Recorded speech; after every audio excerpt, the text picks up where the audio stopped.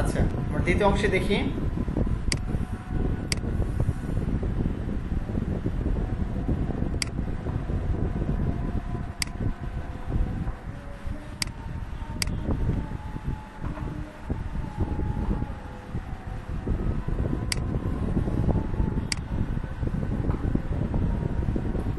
আচ্ছা দেখো, আমরা যে কাজটা করলাম সেটা হচ্ছে, এটা হচ্ছে মার্জিন টপ। প্রথমটা হচ্ছে মার্জিন টপ। প্রথমে মার্জিন টপটা দিতে হবে, ঘড়ি কাটার দিক ঘুরবে, ঠিক আছে? ভালো করে দেখো, প্রথমে মার্জিন টপ দিলাম, তারপরে মার্জিন রাইট হবে, তারপর নিচ দিকে মার্জিন দেখা যাচ্ছে যে বটম, তারপরে বাম দিকে মার্জিন লেফট। এটা মনে রাখতে হবে যে ঘড়ির কাটার দিকে ঘুরিয়ে ঘুরিয়ে তোমাকে মার্জিন দিতে হবে, যদি তুমি একবার দিতে চাও, মানে শর্ট হ্যান্ড বলা হচ্ছে, যে তুমি শর্ট হ্যান্ডে দিতে চাও, ঠিক আছে? তাহলে তোমাকে এই সিস্টেমে দিতে হবে, টপ, রাইট, বটম এবং লেফট। আচ্ছা, এবার আমরা চল দেখি, এখানে রিলোড করে এখানে আসলাম। রিলোড করলে কি হবে দেখো, দেখো কোনো পরিবর্তন নাই, মানে ঠিক আমাদের ওই মার্জিন পুরোপুরি লিখে যেভাবে দিয়েছিলাম শর্ট হ্যান্ডে না লিখে, ঠিক সেভাবে বাম দিকে মার্জিন নিয়েছিল, উপরে নিয়েছিল, ডান এবং বামে নিয়েছিল, ঠিক একইভাবে এইভাবে কাজ করছে। দেখো সব দিকে কাজ করতেছে, একে শর্ট হ্যান্ড বলা হচ্ছে। তাহলে নিশ্চয় বুঝতে পেরেছো যে মার্জিনের বিষয়টা।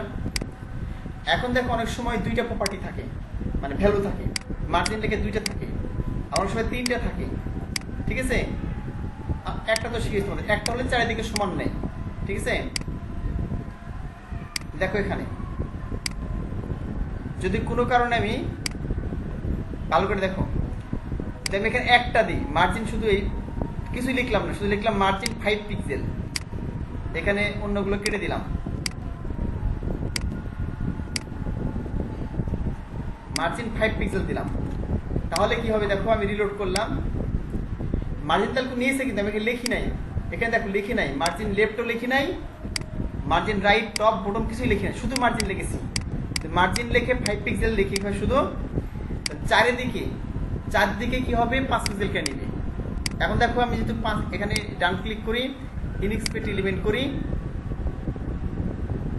এই দেখো চারিদিকে হলুদ হয়ে, দেখো এই যে 5 পিক্সেল করে, দেখো চারিদিকে হলুদ হয়ে আছে 5 পিক্সেল করে, দেখো চারিদিকে 5 পিক্সেল করে নিয়েছে। এখন ধরো আমি যদি দুইটা দিই এখানে, ঠিক আছে, এখানে চারটে দুইটা দিলাম, তাহলে উপরে 5 পিক্সেল নিবে, এটা যেটা আছে উপরে 5 পিক্সেল, নিচে 5 পিক্সেল, আর 100 পিক্সেল যেটা দেওয়া আছে, এটা ডান দিকে 5 পিক্সেল, বাম দিকে ডান দিকে 100 পিক্সেল, বাম দিকে 100 পিক্সেল নিবে। ভালো করে বুঝো। এখন কেমন দেখাচ্ছে তুমি দেখাই, দেখো এখানে বুঝতে পারো। রিলোড করলাম, এই দেখো উপর দিকে নিচে 5 পিক্সেল, এখান থেকে এই পর্যন্ত 5 পিক্সেল, নিচের দিকে নিচে এখান থেকে 5 পিক্সেল, এখান থেকে এখানে এই পর্যন্ত নিয়েছি, বাম দিকে নিয়েছি 100 পিক্সেল, ডান দিকে 100 পিক্সেল, কারণ এখানে ভ্যালু কয়টা, দুইটা ভ্যালু, এদের উপরে নিচে, ডানে বামে। এবার দেখো আমি তিনটা নিই, ঠিক আছে, তাহলে কি হয়, তিনটা নিলে কি হবে দেখো, আমি রিলোড করলাম, এখন আমি এখানে আসলাম হেডিংসে, এখন দেখো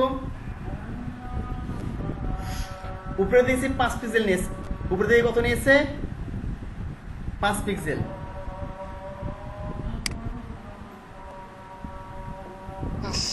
দেখো উপরে দিকে কত নিয়েছে 5 পিক্সেল, তারপরটা নিচে নিচে,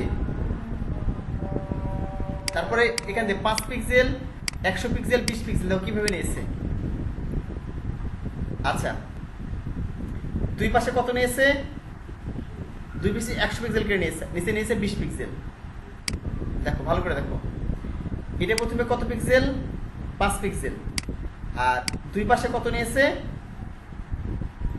দুই পাশে 100 পিক্সেল নিয়েছে, অর্থাৎ ঘড়ি কাটাতে ঘুরবে, কিন্তু ঘড়ি কাটার মতোই। দেখো এই দেখো উপরে নিয়েছে 5 পিক্সেল, তারপরে দ্বিতীয় নম্বর কি আছে 100 পিক্সেল আছে না, এই দুই নম্বর গিয়ে 100 পিক্সেল আছে, এরপরে 100 পিক্সেল কি নিয়েছে, দুই দিকে নিয়ে নিয়েছে, এইদিকে 100 পিক্সেল, এদিকে 100 পিক্সেল, দেখো এই যে, আর বাকি যে 20 পিক্সেল থাকে, এই যে বাকি 20 পিক্সেল যেটা থাকে 3 নাম্বারটা, সেটা নিচে নিচ দিকে, এই যে নিচ দিকে। তো জিনিসটা ক্লিয়ার? এটা কিন্তু ভালো করে বুঝতে হবে, না হলে পুরো টর্ট হয়ে যাবে। প্রথমে 5 পিক্সেল তিনটা দিয়েছি ভ্যালু, যদি 3টে দিই, 4টা দিলে কি হবে? 4টে দিলে সমান সমান, সবচেয়ে উপরে একটা, ডান দিকে একটা, নিচে একটা, বাম দিকে একটা। যদি 3টা দিই তাহলে কি হবে? উপরে একটা আর ডানে বামে হচ্ছে যে এই মাঝখানেরটা নিবে, আর 3 নাম্বারটা নিচে নিয়ে নিবে, ঠিক আছে? আর 2টা দিলে কি হবে? উপরে এবং নিচে নিবে আর ডানে বামে নিবে। একটা দিলে কি হবে? চারিদিকে সমান নিবে। ওকে, আমরা তো বোঝাতে পেরেছি। মার্জিনের কাহিনী শেষ, মার্জিনের কাহিনী শেষ। এইদিকে শর্ট হ্যান্ড প্রপার্টি যে তোমাদের বোঝালাম এতক্ষণ, সেটা এখানে বোঝানো আছে, ভ্যালুগুলো কিভাবে কাজ করে মার্জিন।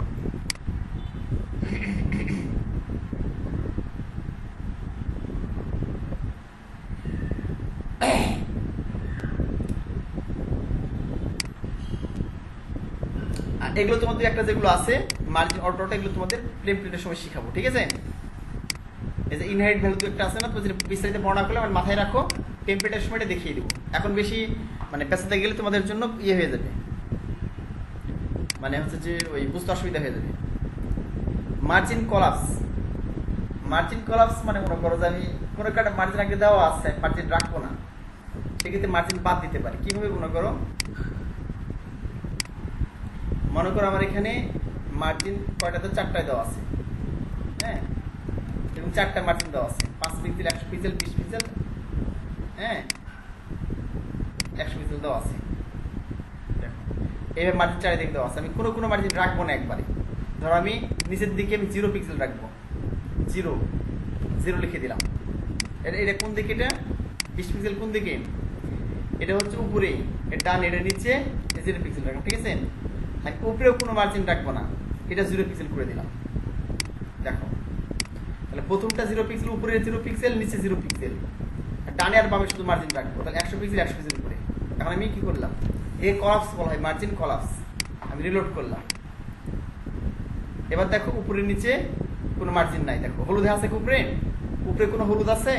উপরে কোনো হলুদ নাই, নিচে কোনো হলুদ নাই। এই যে শুধু ডানে আর বামে হলুদ আছে। দেখো এই যে ডান দিকে হলুদ আর বাম দিকে হলুদ। কারণ কেন? উপরে নিচে কি দিয়েছি আমরা? 0 পিক্সেল দিয়েছি, মানে মার্জিন কলাপস করে দিয়েছি, ঠিক আছে? একে বলা হয় মার্জিন কলাপস। এই দেখো 0 পিক্সেল, 0 পিক্সেল উপরে নিচে, আর ডানে বামে হচ্ছে 100 পিক্সেল। ওকে, তাহলে শেষ, মার্জিন কলাপস শেষ। মার্জিনের 4টে দেখাচ্ছে ভ্যালু, যেটা margin top, right, bottom, left, সবগুলো শেষ। এবার শেষ ইজ প্যাডিং। আচ্ছা, প্যাডিংটা তোমাদের বুঝতে তো কষ্ট হবে না, কারণ প্যাডিং এর সবগুলো সিস্টেম আগের মতোই, ঠিক আছে?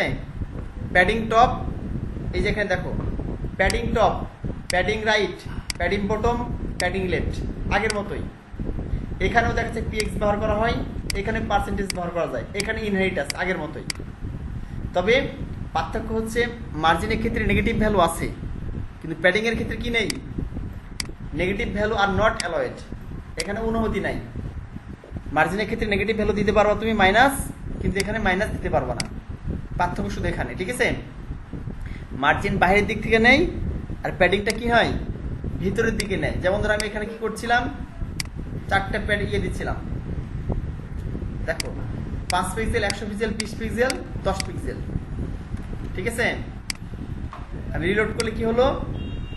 একটু লক্ষ্য করো, দেখো এই চারিদিকে হলুদ হয়ে গেল। দেখো আমি এটা আর একটু বাড়িয়ে দিই, এটা 10 পিক্সেল করে দিই প্রথমটা, তাহলে বেশি দেখতে পাবা। এবার দেখো উপর দিকে 10 পিক্সেল, ডান দিকে 100 পিক্সেল, নিচে হচ্ছে, নিচ দিকে হচ্ছে কত? এখানে নিচ দিকে হচ্ছে 20 পিক্সেল, এটা হচ্ছে 100 পিক্সেল। এখন দেখো সব বাহির দিকে নিয়েছে না? যে লাল রঙের যে বক্স আছে, দেখো এই লাল রঙের যে বক্স আছে, বক্সের কিন্তু বাহির দিকে নিয়েছে, সব হলুদ বাহির দিকে নিয়েছে না? বাহির দিকে নিয়েছে, এই হলো বিষয়। এখন দেখো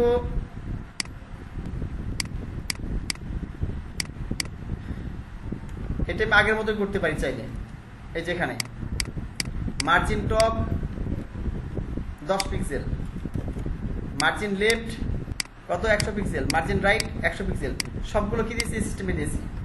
এখন আমি প্যাডিং বানিয়ে দেবো এগুলোকে। দেখো মার্জিনের কারণে কি হয়েছে?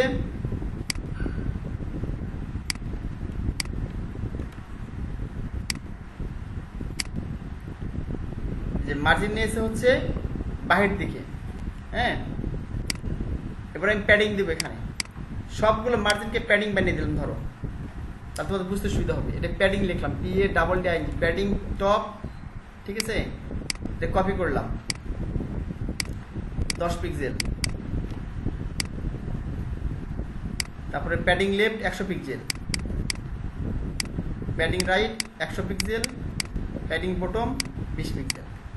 এখন দেখো কি হয়, সবগুলো মার্জিনকে আমি প্যাডিং বানিয়ে দিলাম, রিলোড করলাম। এবার দেখো কি হয়,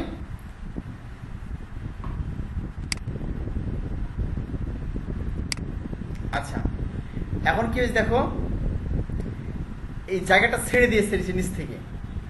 এটা কিন্তু এই অঞ্চলের মধ্যে ছিল, এই পুরো এরিয়াটাতে এই যে এখান থেকে সরে আসছে জায়গা থেকে, সে নিজের জায়গা থেকে সরে এসে এটা করেছে। আচ্ছা একটা কাজ করি, দাঁড়াও তো, এইভাবে প্যাডিং বোঝানো চাইতে এই প্যাডিংটা এখানে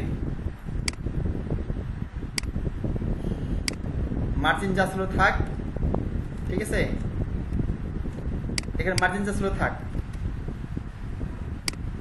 এই যে এখানে H1 আছে না, H1 আমি H1 এ গিয়ে দিই, তাহলে তুমি ভালো বুঝতে পারবা।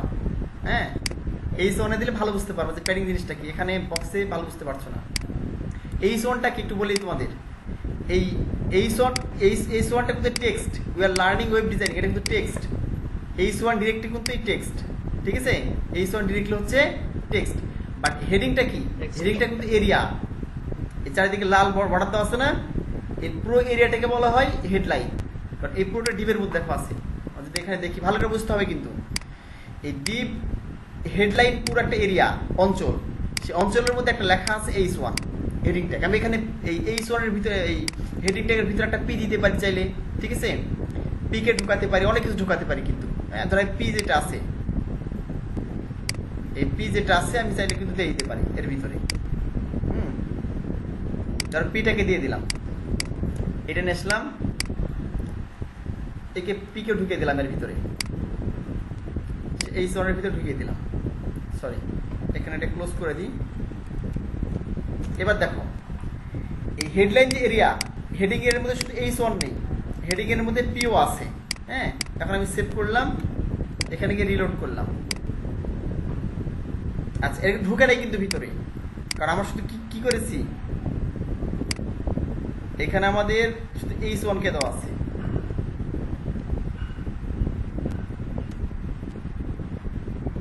H1P,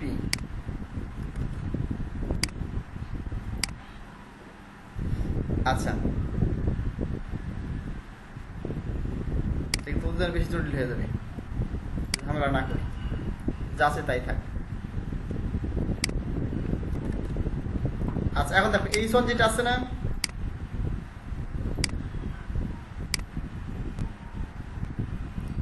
আচ্ছা আগে যা ছিল তাই থাক।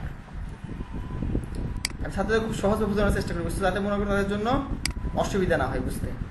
তোমাদের এখানে কি একটু ফাস্ট বুঝবা, আর কেউ দেখাচ্ছে যে খুবই স্লো বুঝবা, মানে নতুন যারা আসো আমি জানি এটা, আমি সহজে ভালো বোঝার জন্য বিষয়টা বলছি। আচ্ছা দেখো H1 যেটা আছে, H1 মানে হচ্ছে এই টেক্সট, এই যে টেক্সটটা, এই টেক্সটটা H1, আমি এখানে প্যাডিং দিব।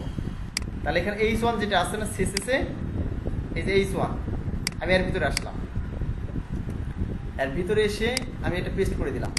এই যে padding top 10 pixel, padding left 100 pixel, padding right 100 pixel, padding bottom হচ্ছে 20 পিক্সেল। সেভ করলাম, এবার ইয়ে করলাম, রিলোড করলাম। এখন দেখো কি হয়, এখানে আসলাম, আমি এই জোনে ক্লিক করলাম। এবার দেখো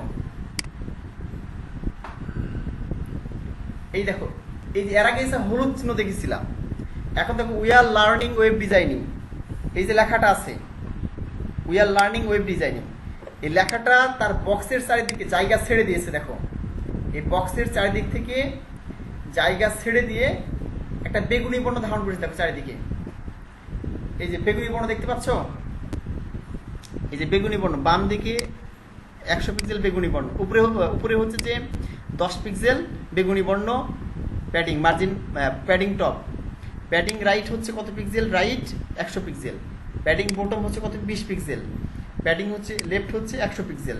এগুলো বেগুনি বর্ণ ধারণ করেছে। আমি H1 এখানে ক্লিক করলাম, এই দেখো H1 এখানে মাউস ধরলে দেখা যাচ্ছে বেগুনি বর্ণ আকারে কি করছে সে, এই বক্সের উপর দিকে ছেড়ে দিয়েছে 10 পিক্সেল, ডান দিকে ছেড়েছে 100 পিক্সেল, বটমে ছেড়েছে 20 পিক্সেল এবং বাম দিকে ছেড়েছে এখানে 100 পিক্সেল।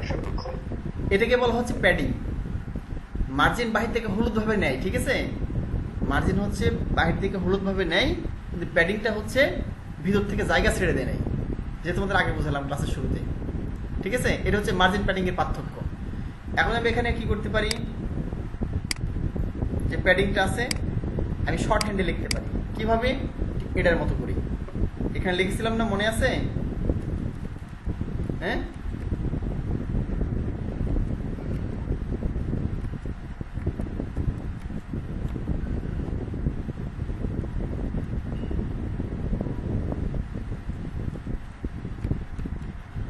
আচ্ছা আমি শর্ট হ্যান্ডে লিখতে পারি। কিভাবে, এটা আগের মতোই, শুধু প্যাডিং লিখে দিলাম। ধরো এখানে লিখে দিলাম প্যাডিং, প্যাডিং সরি প্যাডিং লেখার পরে ঘড়ি কাটার দিক ঘুরবে। দেখো ঘড়ি কাটা মার্জিন টপ প্রথম উপরে, এটা মনে করো 12টা বাজছে, এটা 12টা বাজছে এখান থেকে, টপ হচ্ছে 10 পিক্সেল, ঘড়ি কাটার দিক ঘুরছে, আর স্পেস দিলাম। তারপরে হচ্ছে প্যাডিং টপ গেল এবং প্যাডিং রাইট, এবার ডান দিকে ঘুরবে। তাহলে প্যাডিং রাইট কত দেওয়া আছে, 100 পিক্সেল, 100 পিক্সেল। তারপর বটম হবে প্যাডিং বটম, ঘড়ি কাটাতে ঘুরতেছে 20 পিক্সেল। এবার হচ্ছে কত, প্যাডিং লেফট, কত পিক্সেল দেওয়া আছে প্যাডিং লেফট, 100 পিক্সেল। সেভ করে দিলাম, আর এগুলো কেটে দিলাম, কারণ এখন শর্ট হ্যান্ডে লিখে দিয়েছি, আর দরকার নাই এটার। আচ্ছা এবার আমি রিলোড করলাম, দেখো কোনো পরিবর্তন নাই। দেখো একইভাবে শর্ট হ্যান্ডে লেখার কারণেও নিয়ে নিয়েছে, একইভাবে উপরে নিয়েছে এরকম ভাবে 10 পিক্সেল, ডান দিকে 100, নিচে হচ্ছে 20 পিক্সেল এবং বাম দিকে 100 পিক্সেল। তাহলে আমাদের মার্জিনের কাহিনী শেষ, প্যাডিং এর কাহিনী শেষ, ঠিক আছে। এই বিষয়গুলো আলোচনা করা আছে এখানে। এই যে প্যাডিং শর্ট হ্যান্ড প্রপার্টি, এই যে padding top right bottom left, 4টে ভ্যালু আছে, ঠিক আছে।